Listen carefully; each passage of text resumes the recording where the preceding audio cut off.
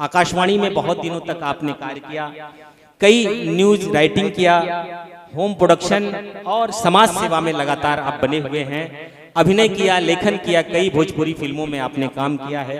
मैं चाहूंगा इस अवसर पर कि आप आएं और बस 2 मिनट में अपने उद्गार व्यक्त करें और इस कार्यक्रम के समापन की ओर हम चलें और इसको हम लोग विराम दें। आदरणीय डॉक्टर भारत भूषण यादव जी, 2 मिनट और आप लोग समय दें बस। हेलो, आप तो इस बात के लिए तालियां बजा लीजिए कि ये कार्यक्रम 10 बजे समाप्त होना था, 9 बजे ही समाप्त हो रहा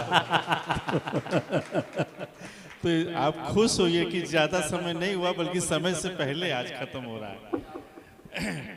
आप सबको स्वतंत्रता दिवस की हार्दिक शुभकामनाएं हैं और आज इस अवसर पर मिलना बड़ा विशेष हो जाता है।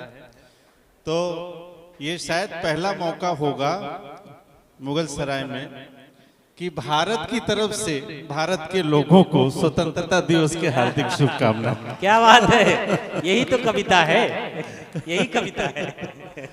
तो आज हम सब लोग बहुत अच्छे माहौल में बैठे हैं। अच्छा, एक बार हम लोग चर्चा कर रहे थे, हमने कहा भैया मैं जब काव्य संकलन आएगा तो उसका नाम लिखूंगा मैं अकेला हूँ, तो आपने कहा कि तब मैं रखूंगा मैं भारत हूँ। क्या बात है। आज हम लोगों के बीच में ऐसी ऐसी महान हस्तियां और हम लोगों के अभिभावक, गार्जियन, बुजुर्ग, मार्गदर्शक बैठे हुए हैं कि जिनको यहाँ पर पा करके उनकी ऊर्जा महसूस करके अपने आप पर गर्व महसूस होता है। हमारे बीच में मैं बड़े सम्मान से नाम लेना चाहता हूँ, हरबंस सिंह जी बैठे हुए हैं हम लोगों के बीच में, और कयामुद्दीन अंसारी साहब बैठे हैं, जायसवाल जी हैं। आप सब लोग हमारे पूज्य पिताजी के मित्र रहे हैं, उनके घनिष्ठ मित्रों में रहे हैं, और आप लोगों के बीच में मैं अपने पिता का ही अक्स देखता हूं। और मैंने बड़ा निवेदन किया कि आज आप लोगों का पवित्र पावन सानिध्य मिला है तो मुझे आशीर्वाद दे के ही जाना है आपको। मेरे निवेदन को स्वीकार किया, मैं आप सबका आभार व्यक्त करता हूं, सलाम करता हूं, सादर चरण स्पर्श करता हूं। हम लोगों के बीच में चेतना मंच के माध्यम से पूरे प्रदेश और देश में आम आदमी और खास आदमी दोनों की चेतना को जागृत करा कर क्या बात है। हमारे प्रिय, अति प्रिय भाई, और मेरे ही नहीं है, मैं जब अति प्रिय कहूंगा तो बहुत सारे लोगों को जलन भी होगी कि केवल इन्हीं के थोड़ा हैं, ये तो सारे मुगल सराय पूरे देश प्रदेश के हैं। डॉक्टर विनय कुमार वर्मा जी, एक जोरदार तालियों से अभिनंदन भाई का। चूंकि 2 मिनट का ही समय मिला है तो 2-2 शब्द ही बोल पा रहा हूँ। हम लोगों के बीच में हाजी इलियास साहब हैं, अस्सलाम वालेकुम आपको।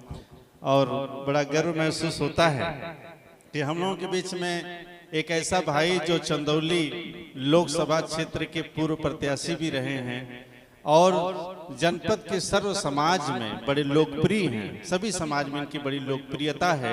सैयद सरफराज पहलवान साहब हम लोगों के बीच में है, एक जोरदार तालियों से इनका अभिनंदन करें।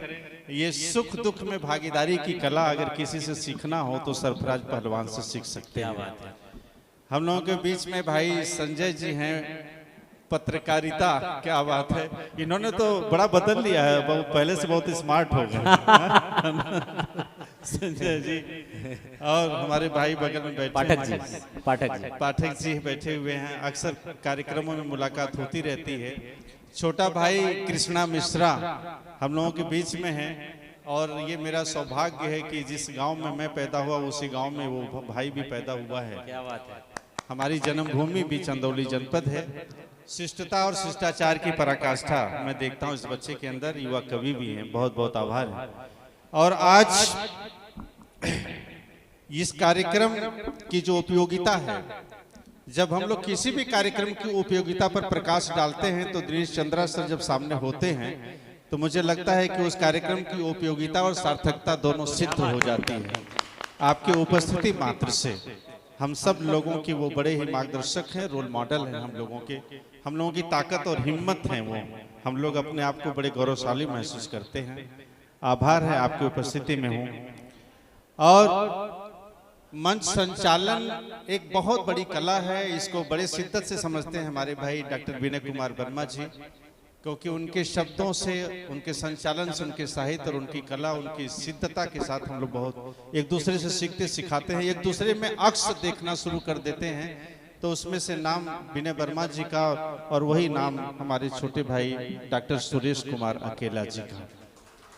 कवि और शायर होना और साथ में मंच संचालक भी होना, ये अपने आप में प्रकृति की नियति की विशेष कृपा है। एक जोरदार तालियां भाई के लिए।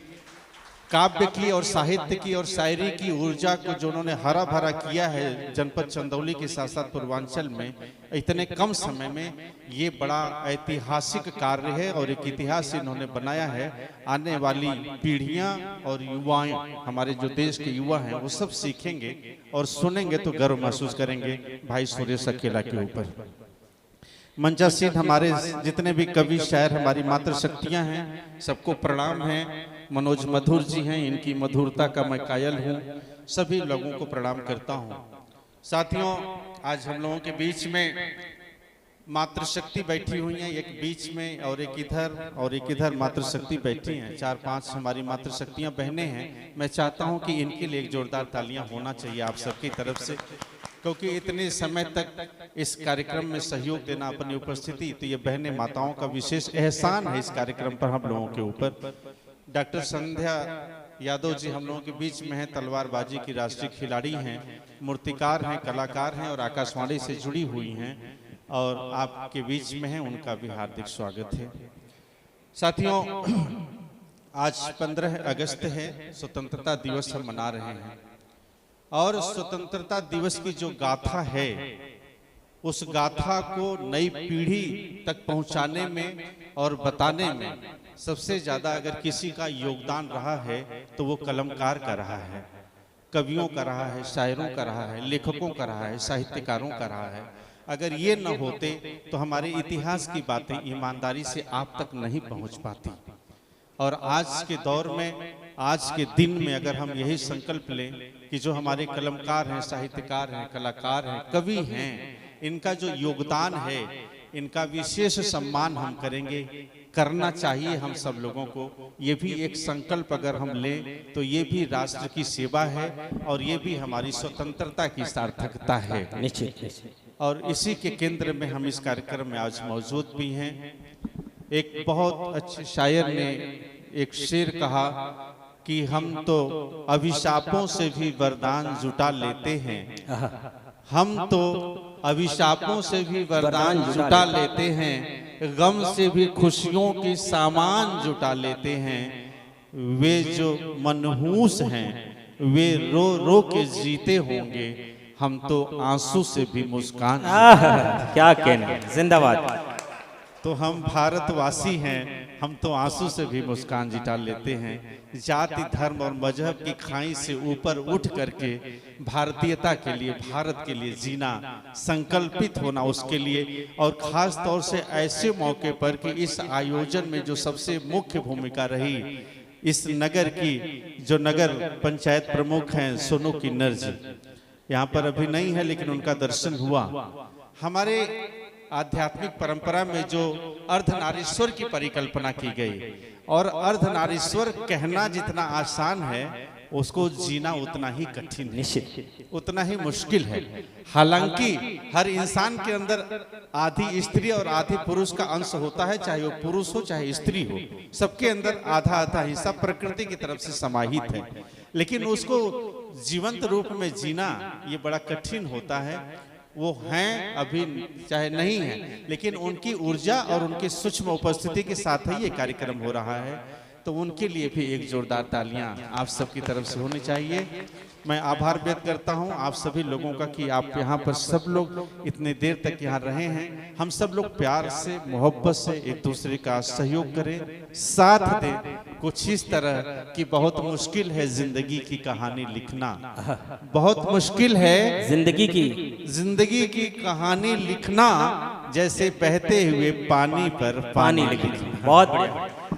और बहुत मुश्किल है कलम चलाना, बहुत आसान है कलम चलाना, लेकिन बहुत मुश्किल है कोई कलाम लिखना। बहुत बढ़िया। जय हिंद, जय भारत। बहुत